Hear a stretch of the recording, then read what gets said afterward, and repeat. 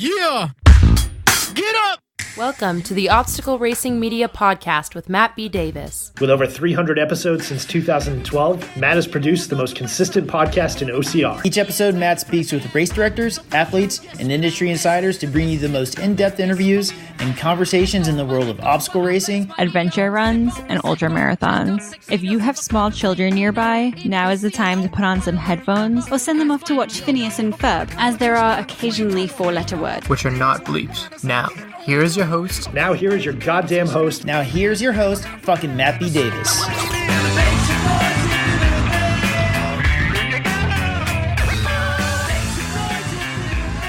Good day, everyone.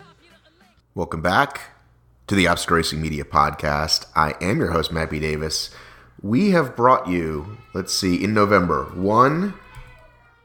In November this year. What's the matter, buddy? Dad did want me on that. Come here, dude. Can you beat him up? Yes, I will, right after this. Are you done? In a little bit, I'll go beat him up, okay? I just checked, ladies and gentlemen. This is the eighth episode this month, which I'm pretty damn proud about. It's been great to bring you all this fun stuff, all this world's toughest stuff. We're about to move on with the rest of our lives. I think we still got... Oh, dude, I still have world's toughest. I just remembered that one. Dude, I don't know how I forgot, but there's a whole Monday brunch interviews. You know, it'll be great. By the time we get to it, you will have, forgotten about all the ones you've listened to already on everybody else's show. And you'll be like, oh, this is nice. This episode has nothing to do with World's Toughest Mudder. It is with Anders Varner, the host of Barbell Shrugged, and I don't know what his title was, content guy over at the Shrug Collective. You can Google Anders. There's tons on him. Here's what's important to know for this podcast. He's a content creator like myself. He's a podcast host like myself. He's a writer like myself. Yet he is, dare I say, killing it over there in the CrossFit lifting stuff type world. And I aspire to be him. And I aspire to have a network like him and a great content machine like he has. So we kind of just started digging in on this episode, mostly who he is and kind of how he got here. We have an entire second episode that is not 1, but 2 hours long, where we go a lot more in depth into, honestly, solving my problems. But there's definitely lessons in there for everybody. There's lessons in there for business owners. There's lessons in there for anybody that just wants to better themselves. And we'll kind of get to that. But this first one is just sort of us getting to know each other. And I want to thank him so much for making the time. And I think by the end of these 2 episodes, you're going to know a heck of a lot about who this guy is. So don't let this be one of those you don't listen to because it's not Ryan or Hunter or Amelia or somebody that you know. Learn something new. Enjoy this episode. Part 1, Anders Varner and I.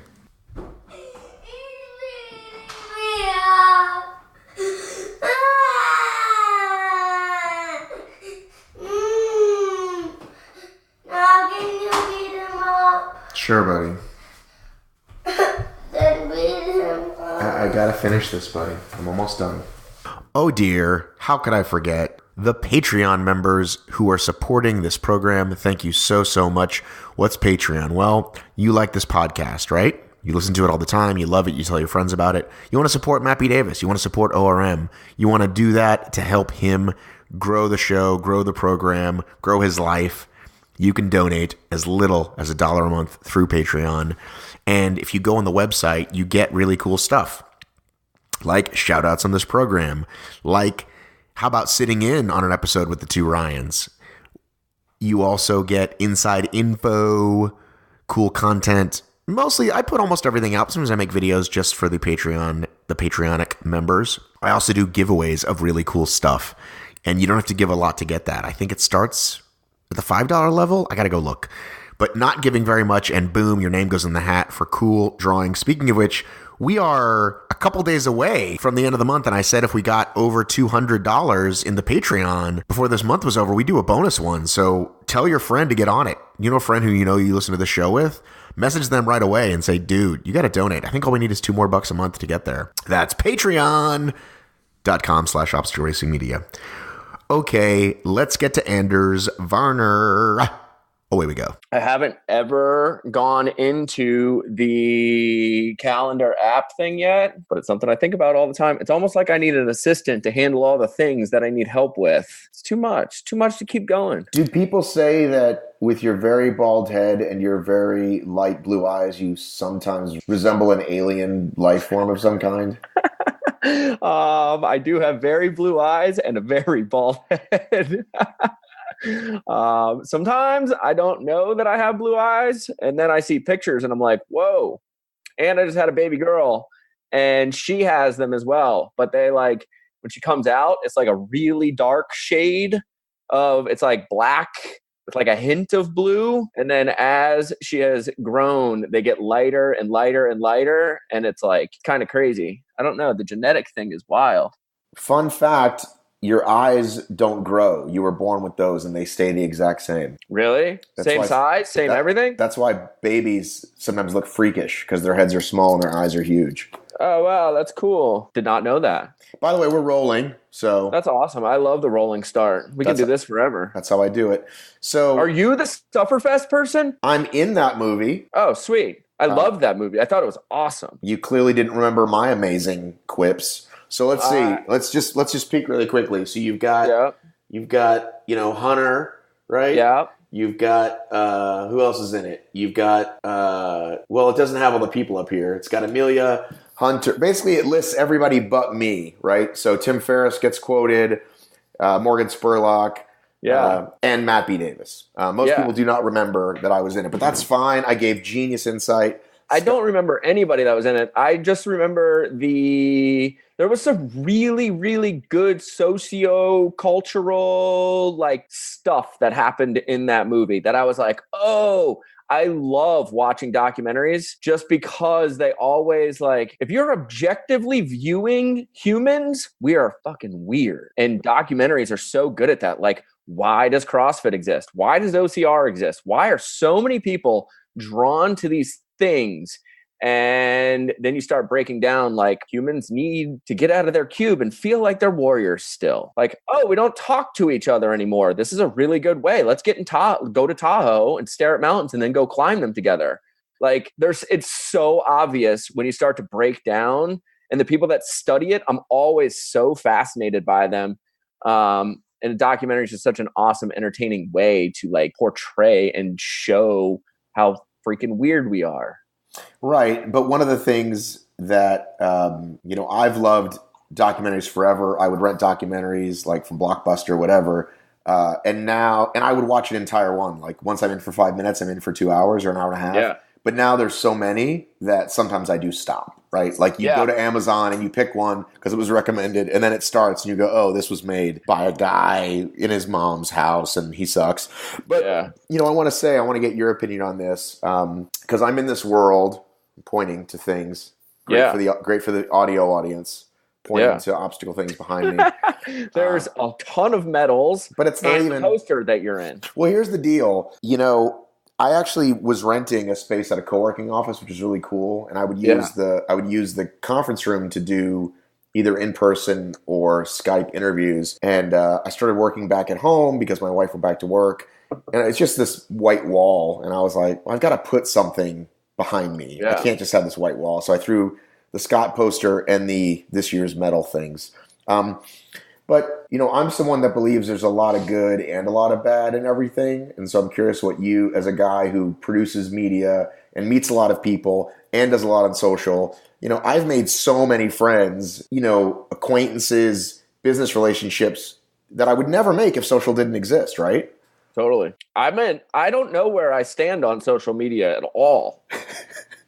You don't have an opinion either way? No, well, you know what I think that I'm more afraid of? I actually said this morning. It's a really timely question. I think I'm more afraid of people knowing that I'm trying at social media than really caring if it's the right platform or not. Like there's like a buy-in to social media where if you make like a really good post and you have like a really well thought out thing, that people are like, oh, Anders is like trying to be cool on social media. And I'm not. Like, I don't want to be cool on social media. I want to be cool talking to you for a really long time about things that matter, which I think is why podcasting's so cool. So how have you grown the podcast other than, word of mouth, people telling people, which is obviously, I think, the biggest way. What platforms have you used or focused on? So before I became the host of Barbell Shrugged, it was the number one. It started podcasting in strength conditioning. That wasn't me. So I walked into a massive audience. Well, who the fuck are you then, dude? I am the host of Barbell Shrugged, and unfortunately, I walked into. I mean, so it's a massive story, I guess. Like I can make the story as cool as possible. I owned a gym for 6 years. I literally started lifting weights when I was 13. It's my home. Everything I do is in the gym. You want to talk about social media? I literally wrote the story. I backed myself into a corner. I had a shitty job that I didn't care about.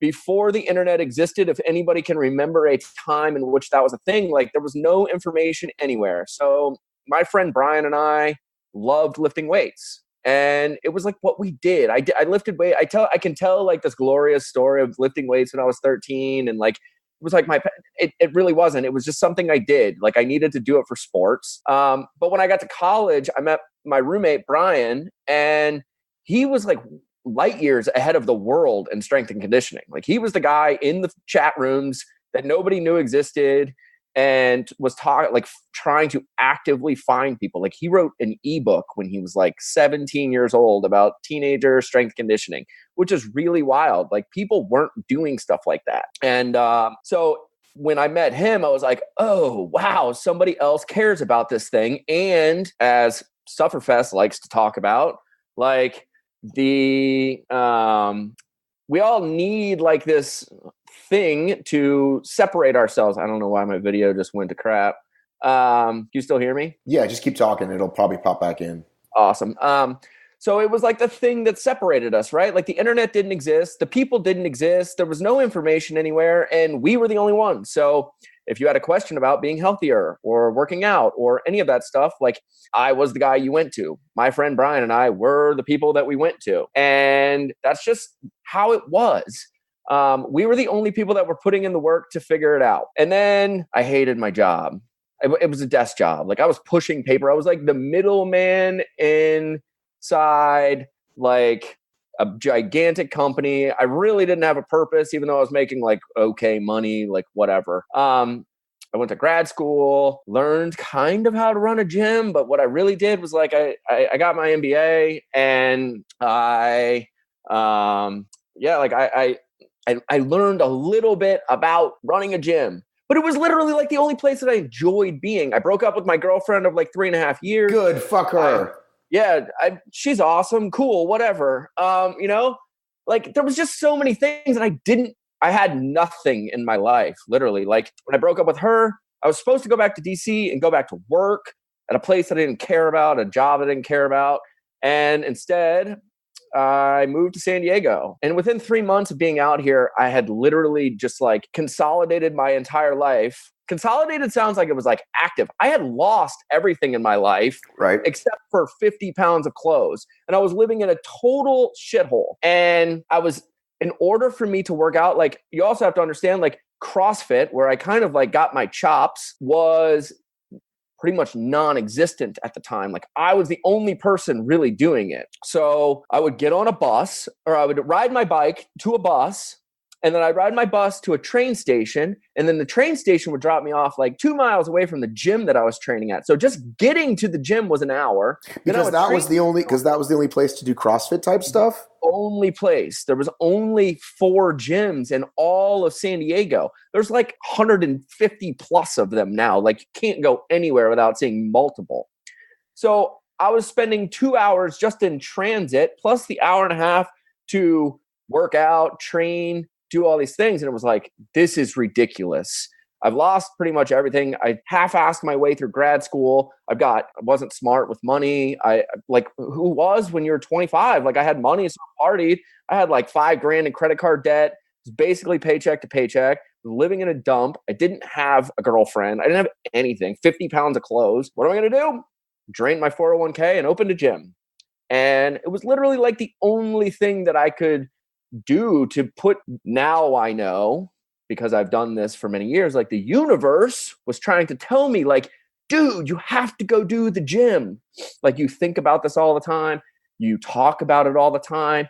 Everyone you hang out with thinks you're the expert at this thing. Like, you're supposed to go open the gym. But I was too stupid at the time. I was just like, I got nothing. Like, I'll just put my last $30K, drain my 401k, borrowed money from my mom. Like, I'll just start this thing. And what was it called? And it was called CrossFit PB. And that was, I mean, at the time, I didn't really know it. But yeah, like, there was like a real belief back in the day that, like, if I could give I loved being in the gym. I've always loved being in the gym. It's where my friends are. It's where, like, I'm cool. If I could just find a way to get other people to realize how important this thing was to me, then they would totally sign up. And if I gave myself kind of the opportunity to succeed and do this thing that I loved, it had to work. Like, there was no way it could fail, because I was willing to do whatever it took to just be able to do that thing for my whole life. What were the qualifications and money to put that title on your door, CrossFit, back then? Man, nothing. So you didn't have to pass a class? A weekend seminar. I don't even know if there was a test at the end. I don't remember. It was like 9 years ago now. Yeah, it was a weekend seminar that I went to, which is really funny too, because I went to it and the seminar was at University of San Diego. And I was from the East Coast. I went to prep school in Massachusetts. So it was always super cold. Living in Virginia, I lived in DC.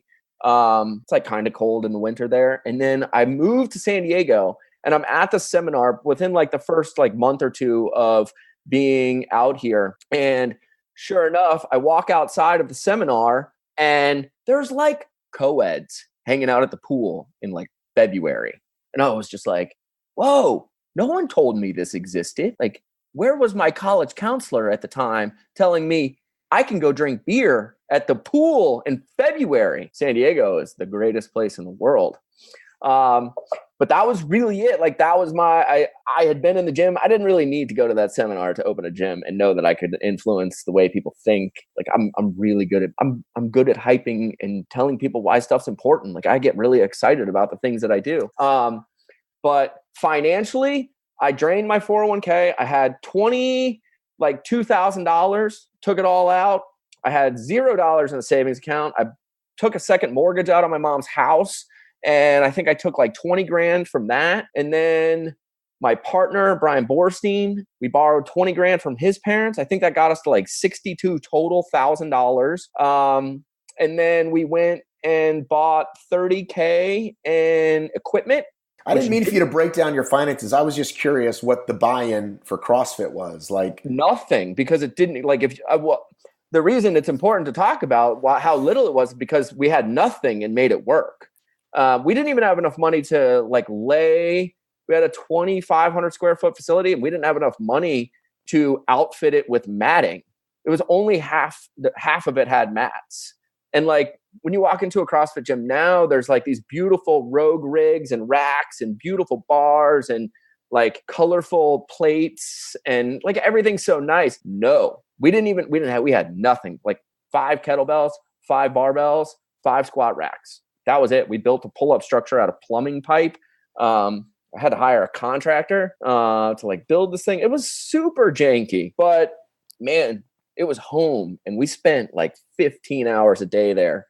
And how were you getting customers? How were you marketing? I wrote on the window, free workouts with soap. Really? That's how ghetto it was. It was so janky. I can't even, but man, when you walked in there, you knew that it was real. Like that was, you knew that you were in a place that was special, not because it had nice stuff, but because there was 2 kids running this thing that were so committed to making it work that everyone felt so special. Like it did, like the vibe of the place was so lit. Like every day was just so banging. Like I love those early days, like the grind. I love that. So what year are we talking about here? 2010. Okay. So 2010, Facebook isn't even really a thing yet. Instagram didn't exist. Instagram definitely didn't exist. Did you have a website? Did you have an email list even? No. I didn't have no email list. That was never anything we thought about in the beginning. That wasn't even till like probably year 3 or 4 that I thought that I could make a sale online about something.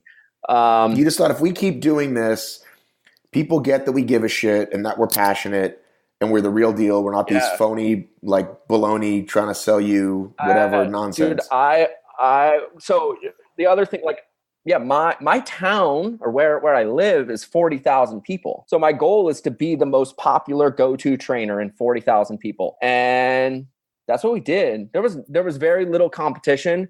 There was nobody. I did a lot of writing.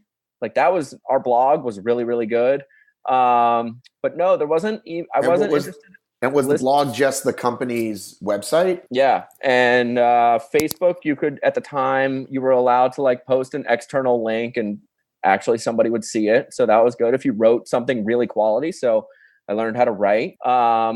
It was literally like my business plan was I need to be able to walk into the grocery store and know everyone in there. That was your goal. Yeah. Like I want everybody in this town. I used to joke that I was like I was like the hyper local celebrity. If you left my 5-mile radius, I was just nobody. But if you walked into the grocery store, I needed to know everyone that was in there, and they needed to know only one thing about me. And that was that I was the best trainer in town.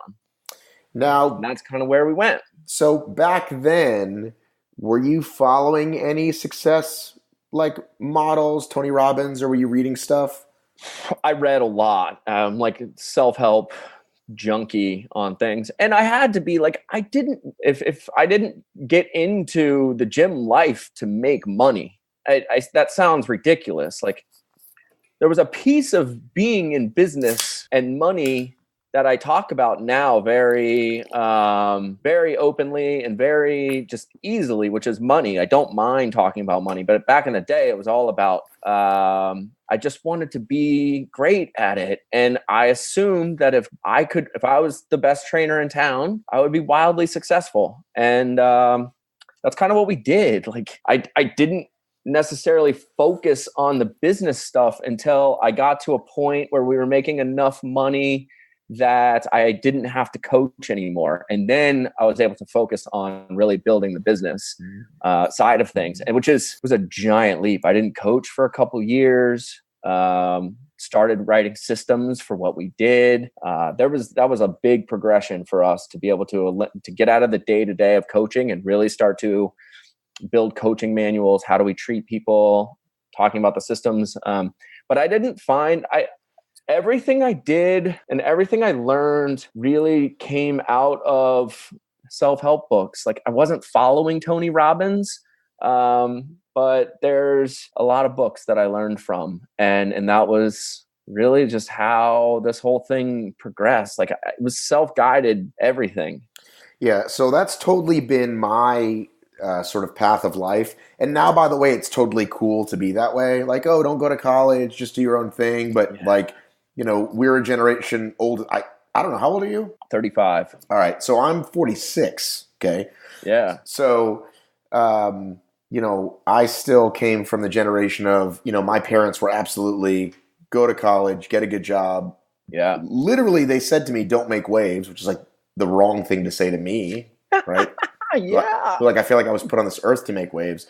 You know, you get the job, you get the $30 watch or the 30-year watch at the end of the thing. But my dad, you know, my mom and dad got divorced when I was little, but my dad was huge. He was sober, so he was into the 12-step stuff. He was into Wayne Dyer. He was into like all that shit. And so I started digesting that stuff as a teenager, and I love it. I didn't read like a non-business or non-fiction book I couldn't tell you. That's all I consumed, and it's still kind of mostly what I consume. Although now I've dialed it back a little bit. I feel like I can't even watch fiction.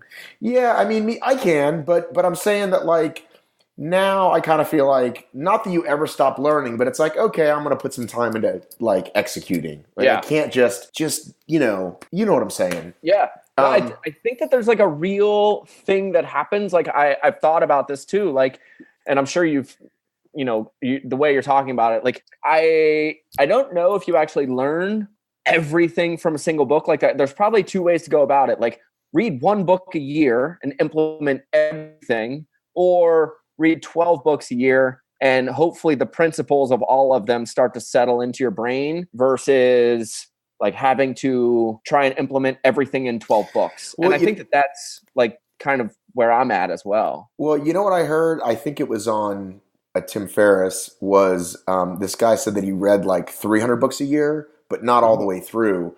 And that at some point when he gets the joke, he can put the book down. And I didn't know you could do that. Like when the chapters start repeating themselves or the lesson just, and then you put the book down. So I do that now, right? Yeah. But it's interesting. We talked about the time trade app. So I read 4 Hour Work Week. I read 4 Hour Work Week like 4 years after everyone told me to read it, which is, by the way, kind of my thing, right? Yeah. Like people told me, I think the base model that every business owner, like you should get handed is the E-Myth. You know that one? Yeah. So that's like straight up 101. That was the very first one I read. And it should be, and I didn't. And like 5 years later, I read it and was like, yep, made that mistake, made that mistake, made that mistake. I still made the mistakes even after I read it. Well, of course we do. Of course we do. It's part of the deal. You can't, I feel like you can't not, right, in certain ways. But anyway, so when I read 4 Hour Work Week and I was like, oh, I should use one of these apps. And I was like, oh my God, this just saved me 3,000 hours of when do you want to talk? I don't know. When do you want to talk? 3 p.m. Do you mean Pacific? Oh shit, I already locked in 3 p.m. Eastern. And funny enough, here it is, you and I had a thing scheduled and it actually didn't work, but it works most of the time. Yeah. And it's for setting up interviews anyway. For sales calls and stuff, it's a little different because I don't want to like put it on them like, oh, when I'm available. But for scheduling interviews, it's perfect. Here's the link, go for it. And sometimes they don't answer it. Sometimes they don't ever pick one. Great, fine, next. And if they do, I never have to worry about like, fuck, I double booked. You know what I'm saying? Yeah. So I'm big on that one. I don't use a lot of like those things, but the few that I do are lifesavers. Like I love Evernote. Evernote's huge. Do you use that one? Yeah. Similar stuff. Yeah. Okay. What do you like? I actually Evernote has like way too much, but I'm a big fan of like the Notes app to just jot things down, have them there. I have like blogs that I end up rewriting all the time, which end up turning. Yeah, go ahead. The thing that did it for me for Evernote was it's not just searchable like notes are, but even photos are searchable. Yeah. So if I take a picture of something and you can see that word, it's pretty cool. And it's just where I put on my fucking password. Once you commit to whatever it is, it's good. Yeah. Right? Yeah. I don't do all the fancy stuff. Like if I tried to share a note with someone and they're like, oh, I don't have this app. And so they were like, fuck you, I'm not even going to look at it. Right. But you know what I just learned? Are you an iCloud guy? I am. So I was on a shoot this weekend. I don't want to fucking name drop. And we were, they were like, hey, we changed the script for this thing. Boom. And like, it just lived, right? You could do it in Note, right? So here it was, right? Let's see if you can see that. And I would just tap it and they would edit it and then it like real time edit, right? So say this instead of this. That was super cool. That's actually why I use Note, because it goes directly from my computer where I'm really good at typing and I've written enough that the brain to the fingers shows up. And then it goes right to my phone. And then I can copy, and then that turns into email or that turns into Instagram or whatever it is. So they go back and forth really well. Are you saying you're more of like typing on the actual keyboard than the phone? Yeah, I write a lot. I would say if somebody wanted to know like what my actual job is, like I'm pretty much like a copywriter. I write all the time. And so is this content, workout programs, like what is it? So I write a daily email to the entire Shrugged email list, which is really fun.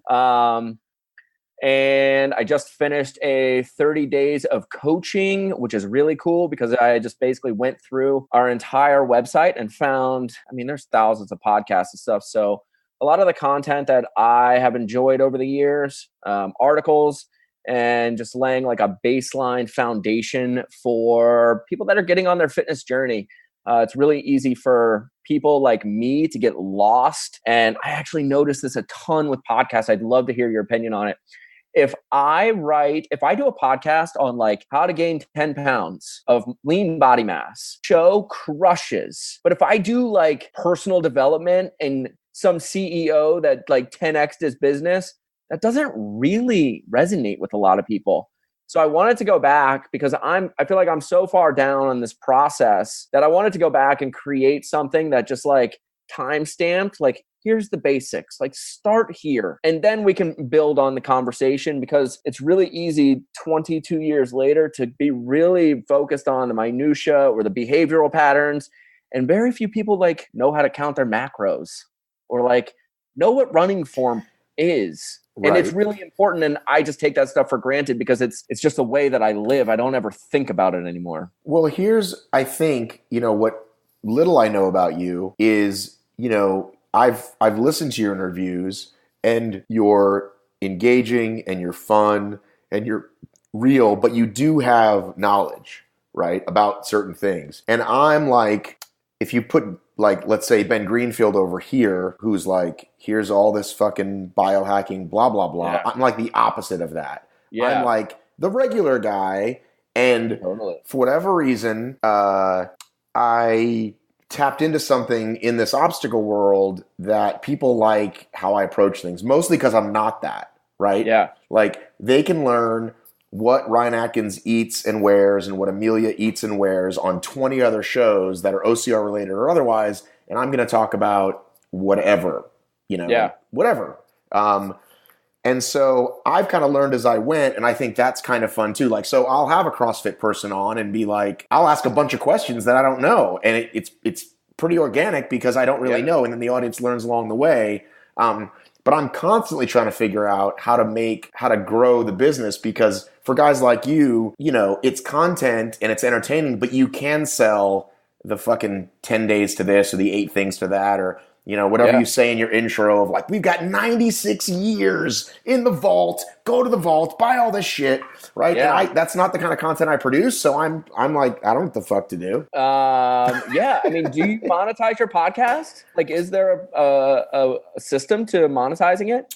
So the way I did it was, my story is not unlike yours. And people who listen to me know the long version. So the super short version is, I started this podcast for fun and for free after being at the death race in June of 2012. I met Joe DeSena, Amelia was there. It was these crazy fucking people doing this amazing shit. Yeah. And I had done a Tough Mudder and a Spartan. And the only podcast that I even knew of were not even Tim Ferriss, was Mark Maron and This American Life. But something in me, and again, like you talk about the universe sort of pointing me to it, something in me said, start a podcast about this world.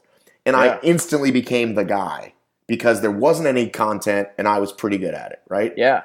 So then next thing you know, I got asked to write a book. Next thing you know, I'm in this movie. And it just grew and grew and grew. And it's like, hey, I can quit my other business, which I fucking hate. And I'm going to go all in on this. And I'm going to sell advertising against it. So I've always sold advertising against mostly the website traffic because clients couldn't even understand a podcast. Yeah. I'd be like, look, I'll give you a free podcast ad too. But they mostly understood, here's our giant logo on your website.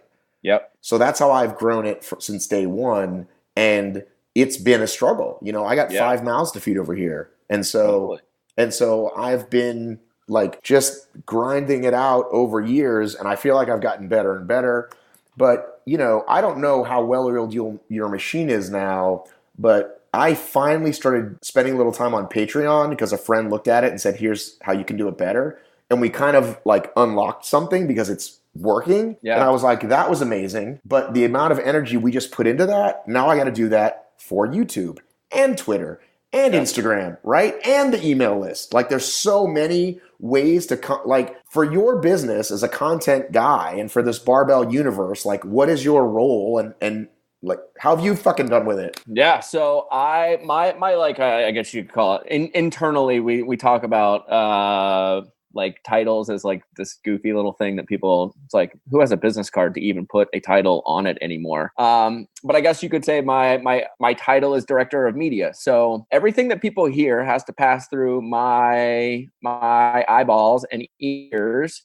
And then my job is to weekly more or less go back and critique what we're doing, all the way from titles of the shows to content to excitement to what will be and has been, like cutting talent, bringing talent on, making sure like the voice of what we're doing is authentic. So if you think from the highest level, and I actually love the business conversation, because when I talk to people and they're like, oh, you're the host of Barbell Shrugged, and you go, yeah. And they're like, must be so cool only like working an hour a week to interview people. You're like, hold on a second. What you're listening to, whether you believe it or not, is me building trust, and everything on the show is a commercial to build trust so that you go find out more about us. And as soon as you get to the website, now we're going to talk about doing business, because if you want to get stronger, I have programs for you. If you want to get healthier, like I've got nutrition for you. If you've got all this stuff. So at the very highest level, the podcasts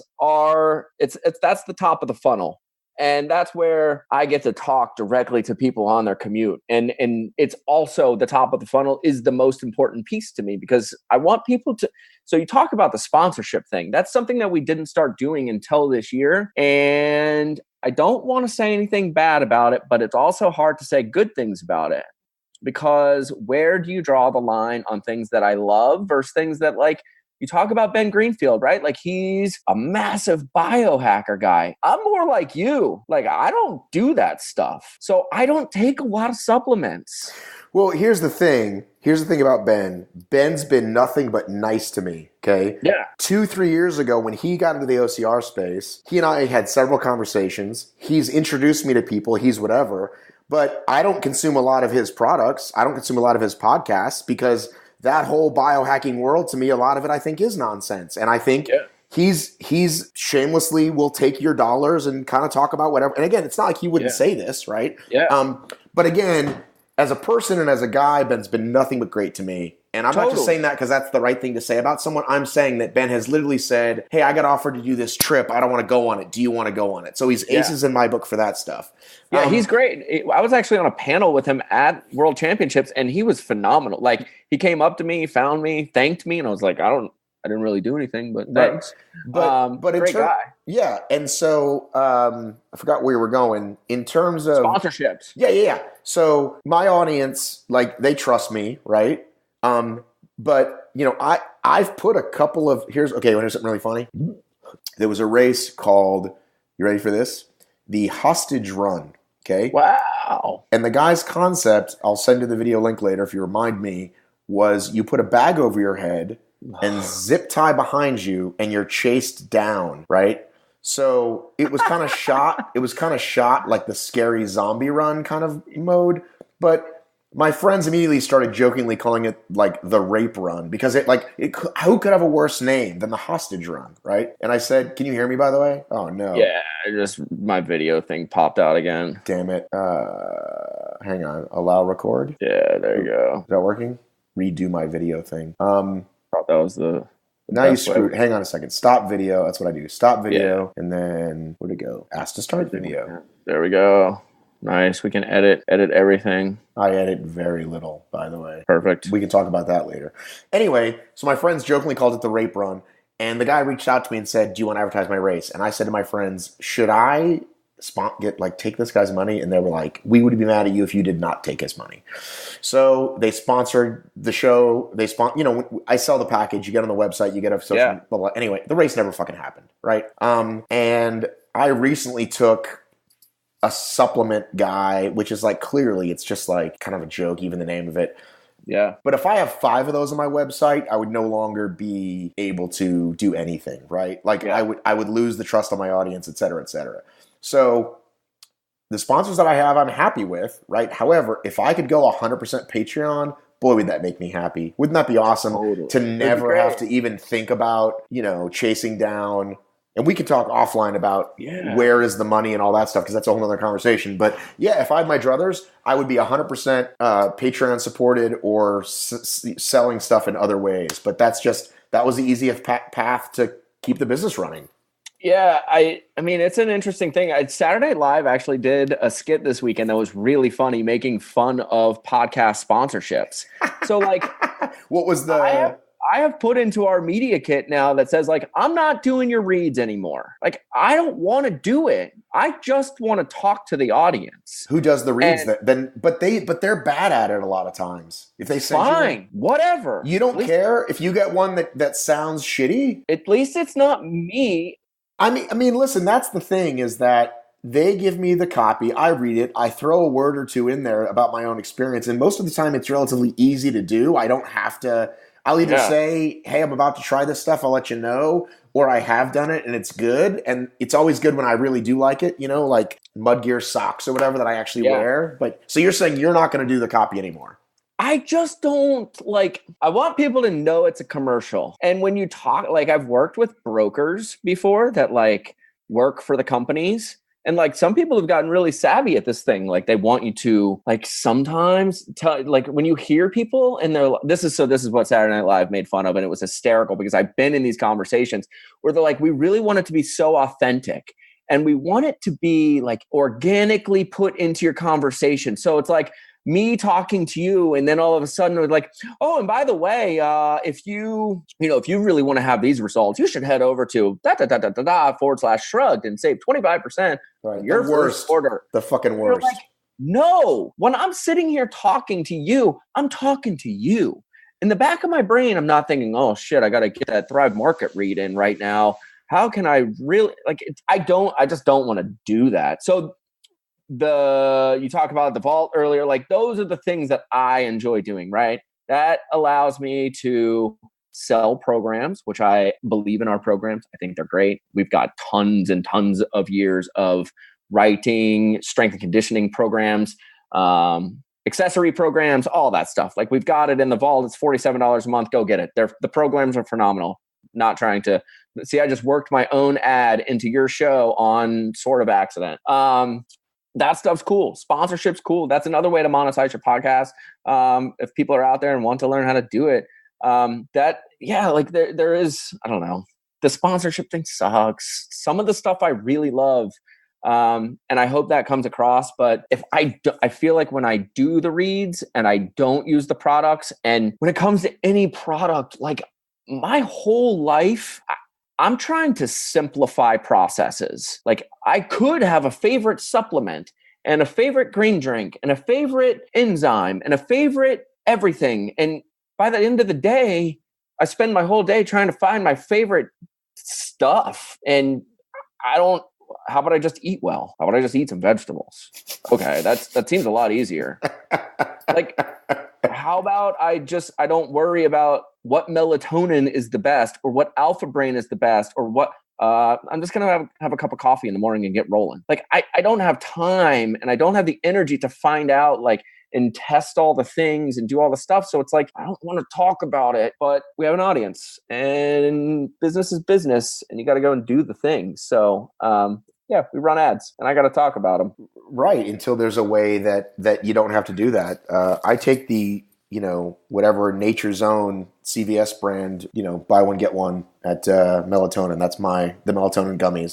That's what I take.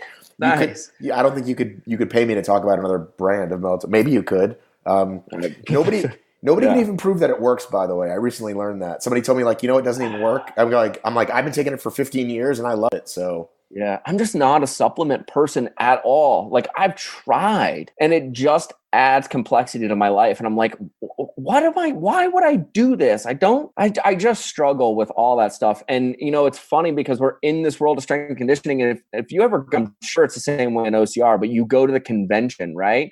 You go to the Fit Expo and all these people show up and what are they doing? There's just booth after booth after booth. And what are they selling?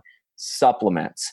Why? Because you can sell a bottle of pills with who knows what's in it for $75 with a sweet logo and a sweet branding and the bottle looks pretty. And then there's so much money in it if you can get the marketing right. Right. But so my wife hadn't worked in many, many years. We had kids. She wanted to stay at home. I was fine with it. Talking about the business piece, it made it more of a struggle for us. But anyway, so she went back to work. It's what's some place I can work? My wife started powerlifting and bodybuilding in the last 2 years, which if you know my wife is so out of her, she's not the butts on Instagram girl. She's a regular, right, sort of dark sense of humor. She's a human being. She's not an Instagram human. She's not exactly. But anyway, so now she works at the vitamin shop. And you know what they sell? I'll ask you guess what two things she sells the most of or gets asked the most from people walking in off the street. There's got to be a fat burner in there. Number one. Number two. What's the best fat burner? Right. Number two. if there's a guy thing, what's the thing that puts on the most weight? No, it's a penis thing or oh, really? ED things. Yeah. Wow. I didn't know that was such a big thing in the market. Oh yeah. So, Interesting. So now my wife, like, she's enjoyed working along with lots of people that she'll like text me about or talk about later that are hilarious. There are people that she feels like she helps and she likes it so far as day jobs go. It's got all the stupid things that a retail job has in it, but she likes some of it. But people come in there, does this work is the first thing they always ask, whether it's a fat burner or 10 other things. And she always has to find a nice way to say to someone that's horribly out of shape, yes, if you exercise and change what you eat. Right. Right. Yeah. Now listen, I am not above whatever. Like, I put on however many pounds I put on, and now I'm very conscious of what I eat, and it's fucking hard for me. I have a hard time saying no to 3 bowls of cereal at night. I have a hard time saying no to cookout in Waffle House and a lot of things. So I'm not saying like, you're fat, you're horrible, let me kick you down the street. People have their own issues, but I get mad that they think it's in a pill. Can I take this fat burner? It's definitely news to them that they need to do these other 2 things called eat right, exercise. I have a neighbor that doesn't know that I am a professional at this. And not that I know everything, but he doesn't know that I have a clue. Right. He hasn't Googled I'm him. He hasn't Googled you? I hope not, because the conversations that we have would lead me to believe he has not Googled me. You have a very unusual name. I think it would be easy to find you. And he's not like, wonder what my neighbor does. And then like, oh shit, I sound like an idiot. But I have literally like seen him working out in his garage, and I'm like, what's up? How's it going? Like, what's your plan all about? I'd love to talk about it. And he's like literally tried to convince me that like fat burners are real. And I'm like, at what point is it my responsibility to look at him and be like, I need you to know something, dude. I know. I have friends that know. I have this conversation all the time. I know. I'm a paid professional. And you are trying to tell me and make me believe that you're right. And I know you don't know what you're talking about. Right. But man, you go into the GNC, there's the shredded guy on the label. You're going to get your abs. Everyone, I got the top 2. How do I get the next 4? Well, how do you do that? Eat more vegetables and stop eating shitty food. Is that abs you mean? Yeah. Okay. How do I get from 0 to 1? I have 0 abs currently. You already know the answer. I know, but here's the thing. So I've been a runner for like when I found running in 2011, 2012. That's when I found Spartan and all that, which was right when the whole Born to Run thing was happening and everyone was running barefoot and buying Vibrams and all that. That's awesome. But I loved it. I loved running. It's funny because I say this all the time. You meet many people on the obstacle course that say, boy, do I hate the running part of this thing. Yeah. And to which I always say, you realize this is a 6-mile obstacle race. You have to go from here to over there 6 miles later. Yeah. So you got to run, right? So it's not a small part of the obstacle race. It's a big part. But anyhow, and so like my wife's a gym rat and I'm the running guy and kind of never the twain shall meet. So I know that I've done enough to not weigh 194, which is what I weighed a year ago. I know that I've got to eat right and run how much I run, right? To get from 179, which is where I am now, to like the next 5 to 7 pounds, I'm not willing to do that. I know that about myself. I'm just being honest. Maybe one day I will be, but it means eating even better and doing way more, core strength than I want to do. Right now I'm happy to just do my runs. Yeah. Do some pull-ups in the fucking park and occasional sit-up, and you know what I mean? That's what I do. If that makes you happy, happiness is probably the largest indicator of health. And I don't care what you do, as long as what you're doing makes you happy. We're doing so many good things by just enjoying ourselves. Like, I know too much about fitness to prescribe a specific way for you to be a healthier individual. Like, I know everything works. The thing that's really, really hard about it is me asking you, okay, well, what do you like? Because then people get lost. They don't know what they like. Like, I love lifting weights, so I do it. Boring. I also, I'm sure people hate it. So Right. they're not going to do it. Right. You like running. Right.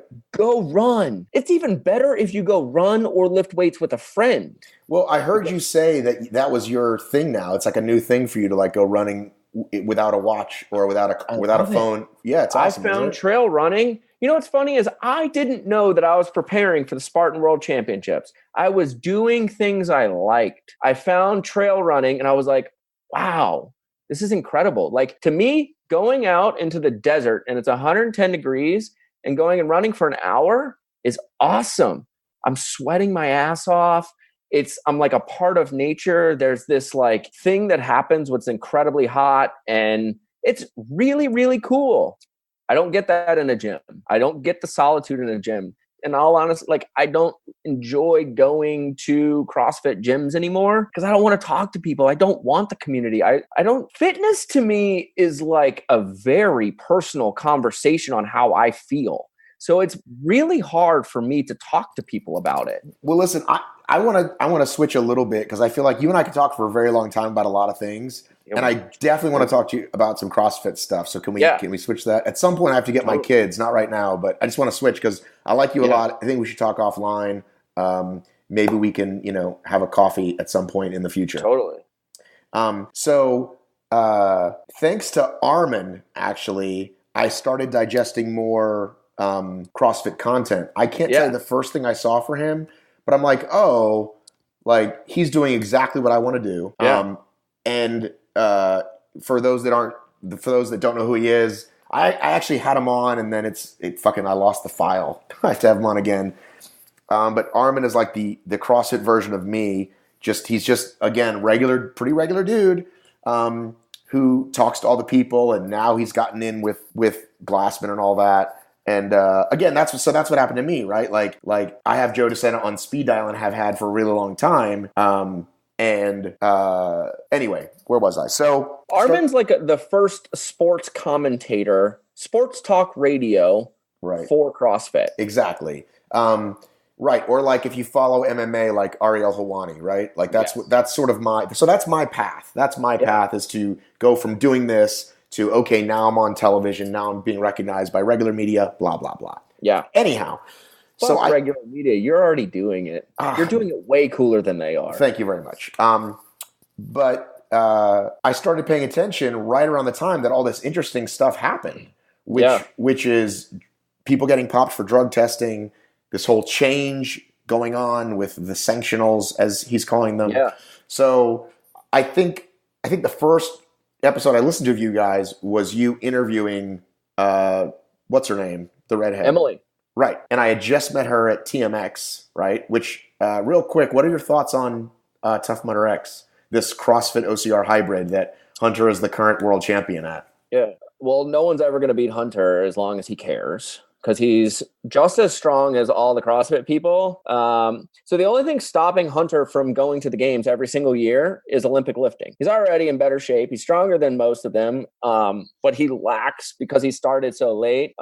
It's like Olympic lifting is like it's like being really good at golf. Yeah, explain to people why what's different. The way you snatch or whatever, like what does it mean? So the idea that Olympic lifting is the best way to, I guess, talk about it is that it is very similar to a golf swing, in that you can get very lucky at the beginning and maybe have like a background in tennis and understand how your hips move. But then all of a sudden you get to a point in the movement in which the complexities of the movement and understanding the science behind how you lift a barbell properly becomes incredibly important.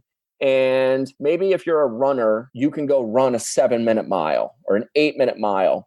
But the difference between going from a 7-minute mile to a 5-minute mile is very doable, assuming you're willing to put all the time into understanding the complexities of running and energy systems and everything. So the first time you see a snatch, it looks like some really strong person that has a barbell on the ground and then it just magically appears over their head.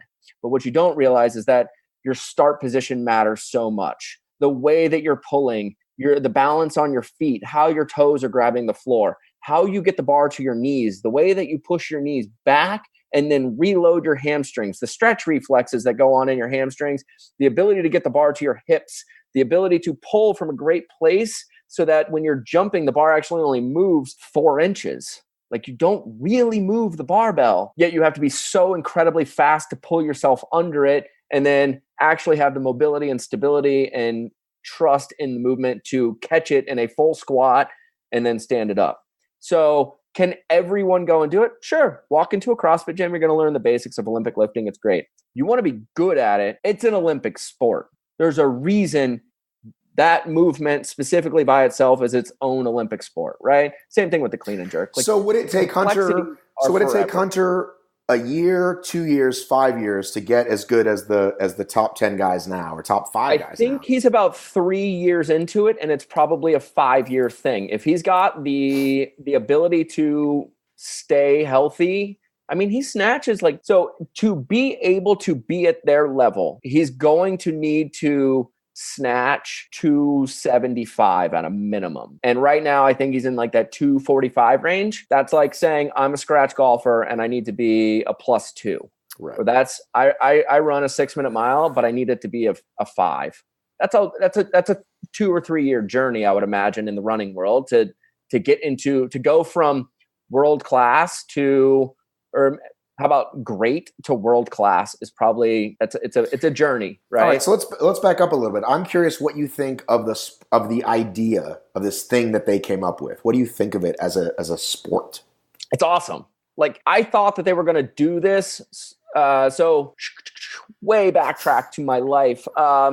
Do you remember, it's terrible that this is like the thing that I have to talk about in order for people to know what I was talking about, to know what I'm talking about. Do you remember when the guy got paralyzed at the CrossFit event? I thought you were going to say someone got killed at Tough Mudder, because that's a thing that people talk about. But no, I don't. What year was that? So there was an event called the OC Throwdown that I was, I basically ran. I didn't own the event, but my friend and I, Brian, we programmed it. We did like the whole thing, and a guy got paralyzed at it. It's usually like they made a documentary about the guy that's on Netflix. So it's funny, I'll be sitting in a car and people will have no idea that I was like number 2 in charge of that event, and they're like, "Oh yeah, I watched this thing on Kevin Ogar," and I'm like, "I know, thanks. Thanks for bringing it up." Did they interview you for it? No, I was not interviewed for it. So we ran this event called the OC Throwdown, and at the very early stages of CrossFit,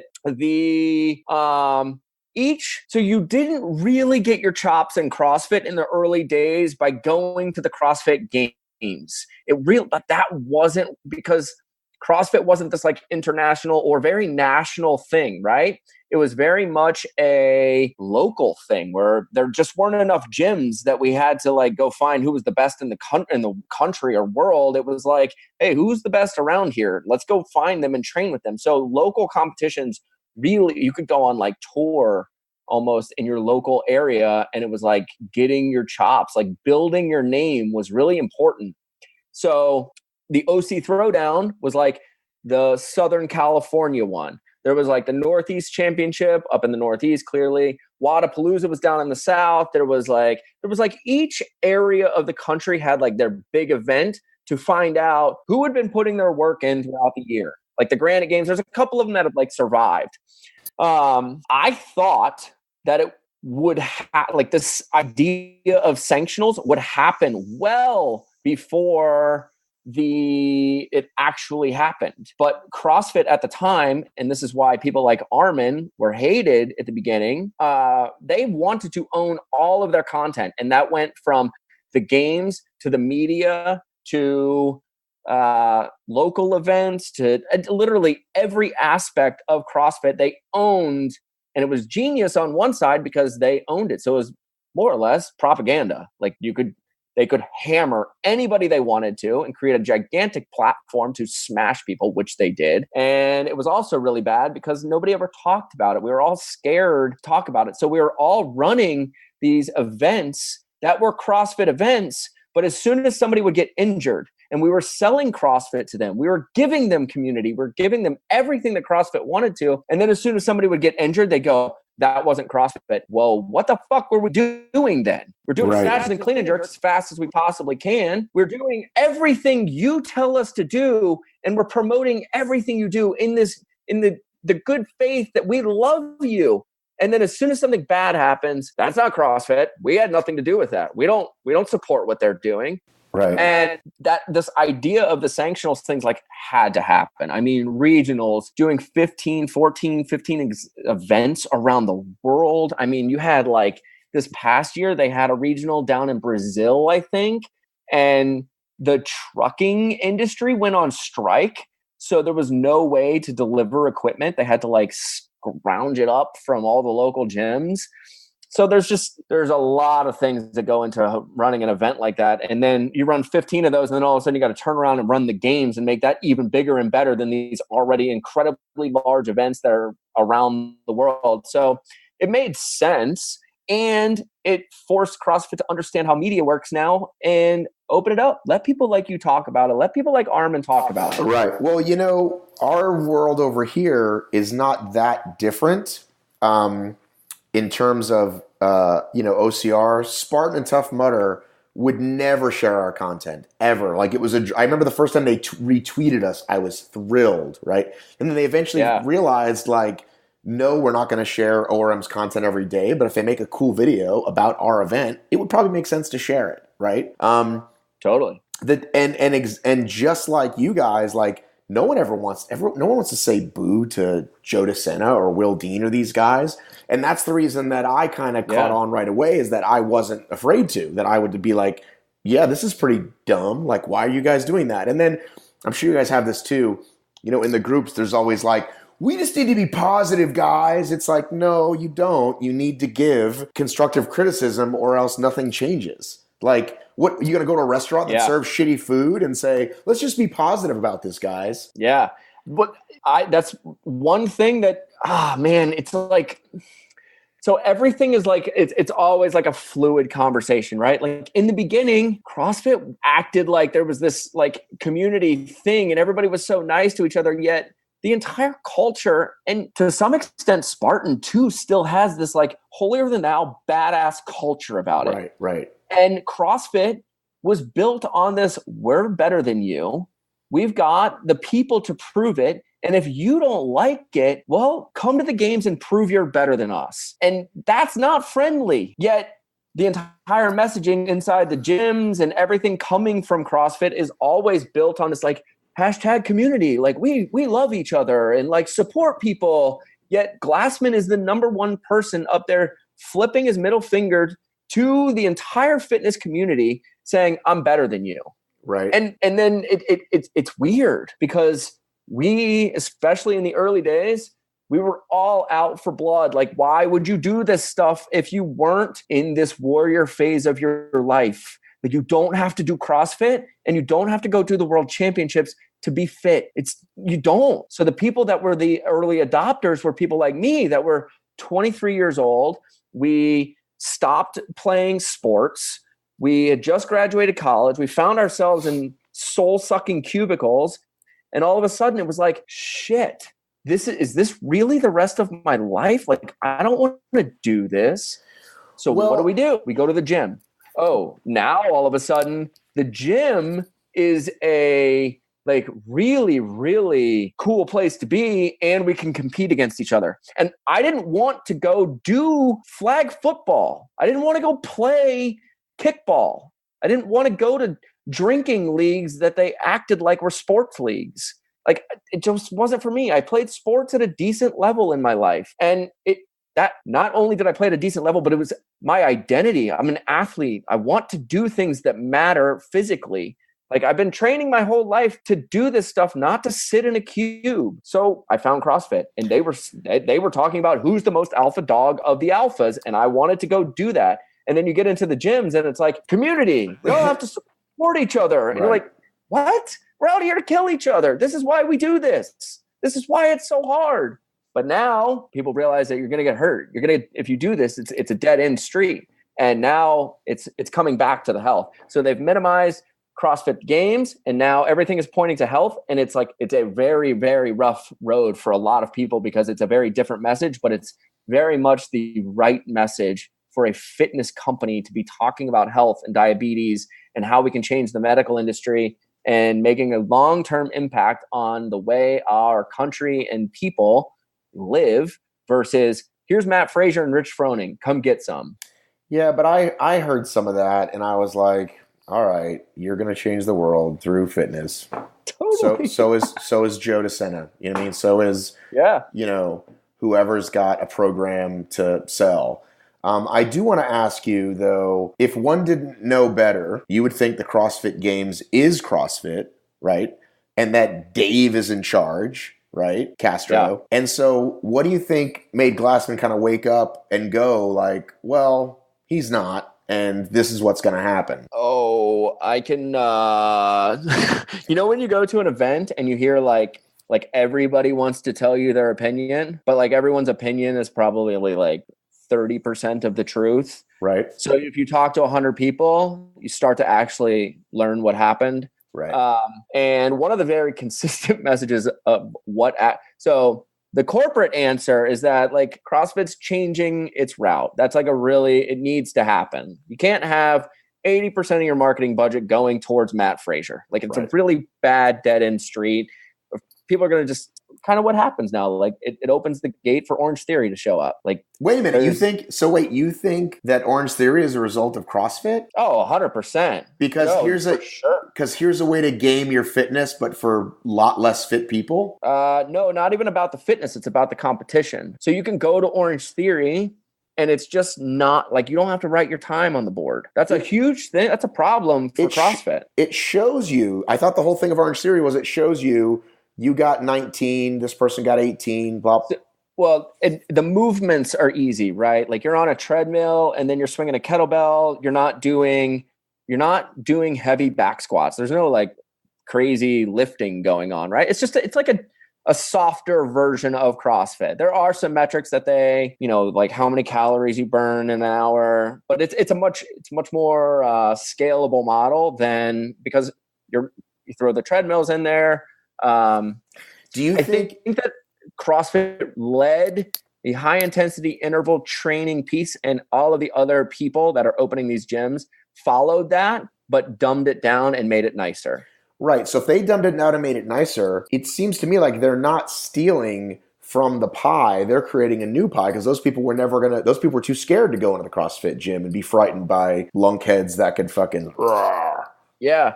They don't have to. If CrossFit makes something incredibly cool and somewhat mainstream, and everybody knows that you need high intensity interval training in your life, but they don't want to do CrossFit, where are they going to go?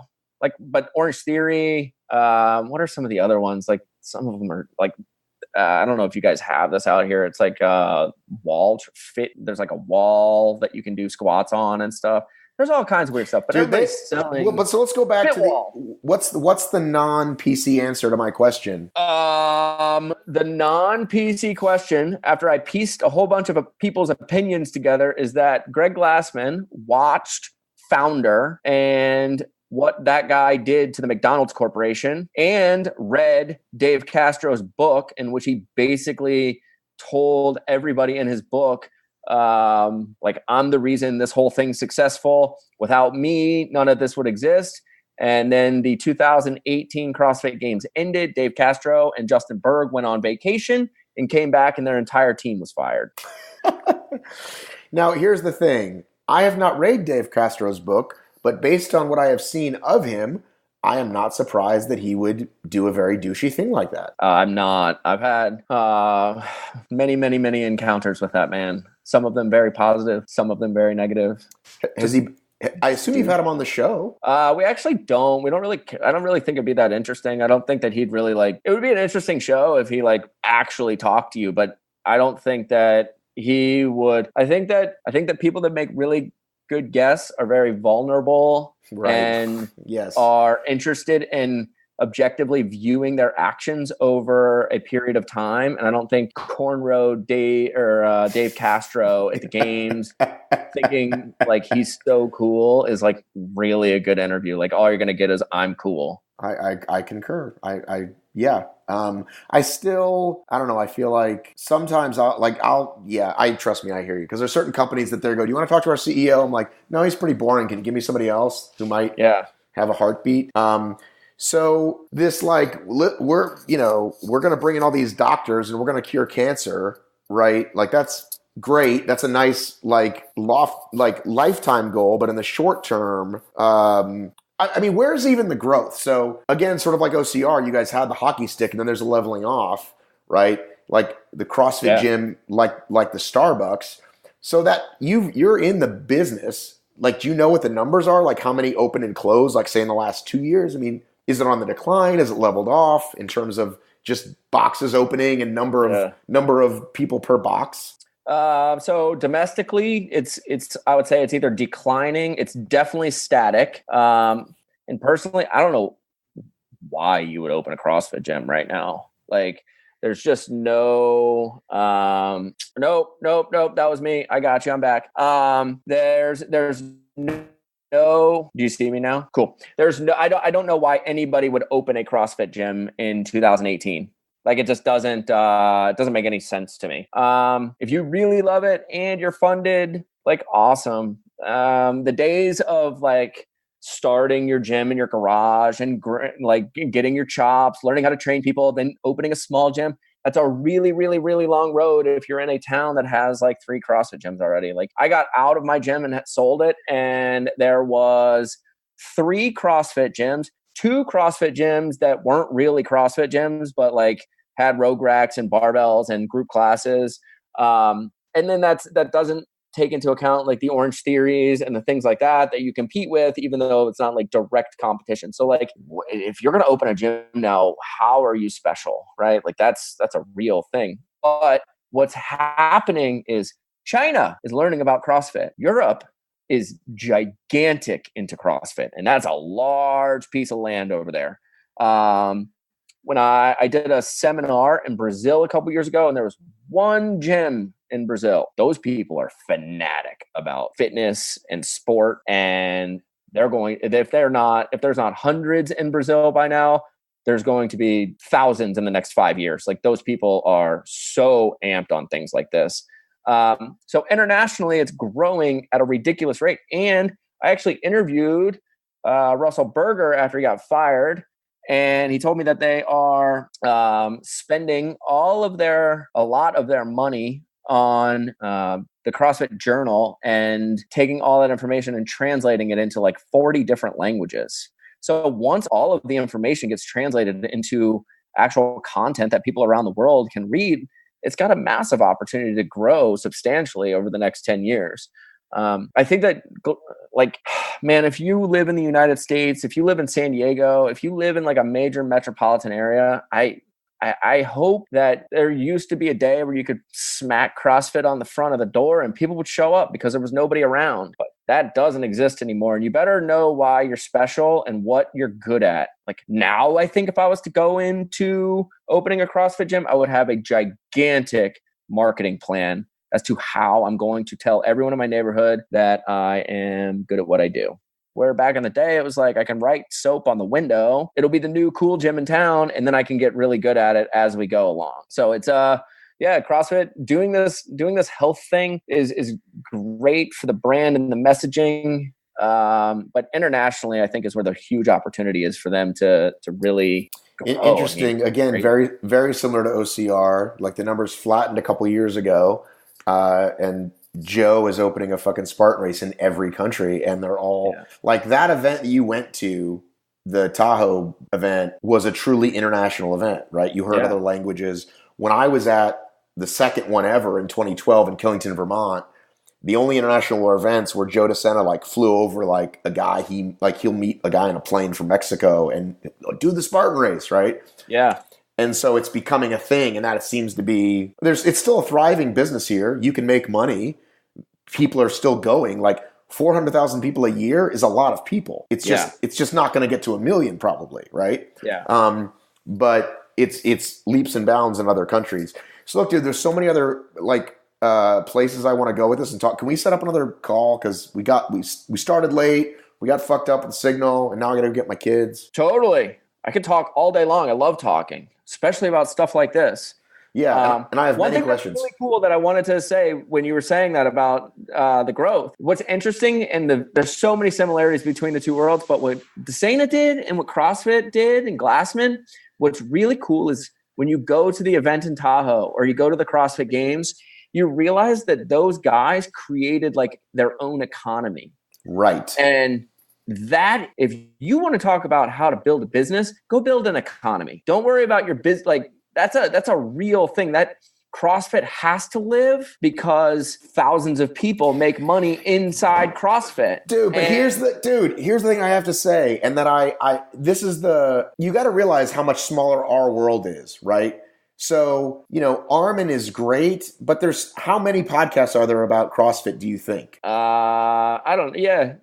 As a percentage of the fitness world, very few. But maybe like, I don't know. Everyone's got one now, it feels like. Call it 200. Right. So OCR has 10, right? But at one point there was 1. Blogs, at one point there was 5. Now there's 1,000. You guys have 100,000. Yeah. So for me, when we talk about the money piece, if I had to start over again, I would have gone the gear route because I've tried it a couple of times, and when I'm at an obstacle race, I literally had this thought when we actually had like someone that was helping us with it. I'd be going up imagine like a thing called like Ladder to Hell. It's just a bunch of wooden things, and I'd see like a pair of Innovates and a pair of like Salmon Speedcross, like ones that are very OCR shoes, right?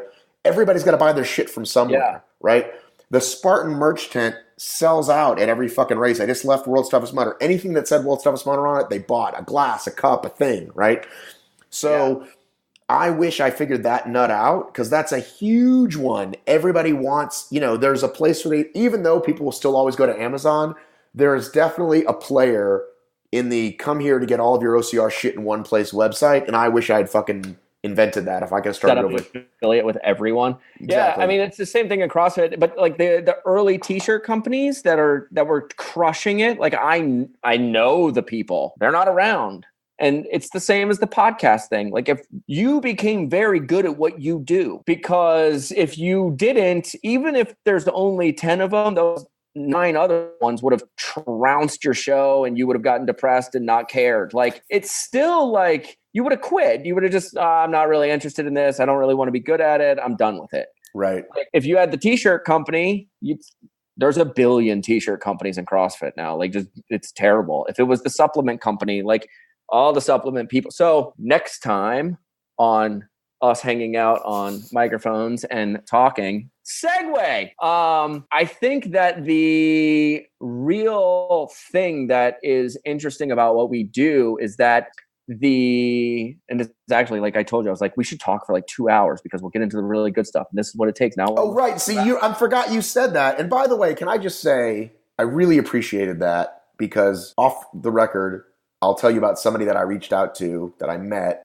who's sort of a big deal in podcasting. And he was like, yeah, I don't really he was kind of a dick about it. And you're awesome. And you were like, dude, let's not talk for an hour. Let's talk for 2 hours, which nobody says. They're always like, well, how much time do you need? Which is great. So anyway, okay, look, I'm going to stop now. I want to talk forever. But hold on. The future of where all of this stuff is going is so weird, right? Because what does it cost somebody? We're on Zoom right now. To get a Zoom account and set up their own podcast? Nothing. What about a YouTube vlog? Well, if you have a little bit of programming in your background or a little bit of editing skills, like you could create the vlog. If nothing has changed in the last like 3 years, except how easy it is to create content. So this is a really, really interesting place for you and I as podcasters, for all of the vloggers out there. And all of the people, like having a podcast is such a commodity. Having a vlog is such a commodity. But most anybody people can go get a YouTube account. And people suck at it. People suck at it really bad, and it makes me mad because I know what my download numbers are, and I listen to some shows that are fucking straight garbage. Or every time you go to new and newsworthy in iTunes, it's some celebrity actress that wants to start a podcast, and she'll stop it. She'll stop it in 6 months, but she's going to get way more numbers than you or I. So I'll email you after. We'll pick another day, but it won't be a lot in the future. It'll be like this week or next week. All right. Cool. Sounds good, dude. You the man. Later. See ya. There it was, part 1, Anders Varner. Ladies and gentlemen, you're not going to believe it. We went over the 200 level, like while I was recording this. Somehow, through the magic of space and time, you didn't know I made that podcast entrance. You didn't know I made that podcast introduction, but welcome our new podcast, our new Patreon sponsor, Kyle. We're going to call him Kyle DZ until I can get his name right because I don't want to butcher it. Kyle DZ just put us over the top. Can I get a rap air horn? Let's also thank again Will Hicks, Tyler Bond, Tony Mayer, Stuart Clark, Sophia Harnedy, Sean Rumbo, like Rambo, Scott Sebastian, Scott Forrester, Scott Carter, a lot of Scotts, Samantha Thompson, Ryan Maisano, Randy Seeley, Rachel Miranda, OCR Talk, Mike O'Farrell, Matthew Punton, Mark Heyman, Kim DeVos, Ken Melise, Joseph Carollo, Jeff Schoaf, Eric Wilkin, Eric Marin, Dan the Man, Christopher Stevens, Christopher McLeod, Brian Reynolds, Brad Howwagon, and the best name in OCR, Benton Wolverton. We will be doing that drawing now, the bonus drawing. That means I'll be doing a drawing in the next couple of days, and then again at the 1st of December. Lots of chances to win cool stuff. Do you want your name set in the air? Do you want to win free races and free swag and free cool shit going on right now on the Patreon? Obstacle Racing Media, patreon.com/Obstacle Racing Media. I have got to run.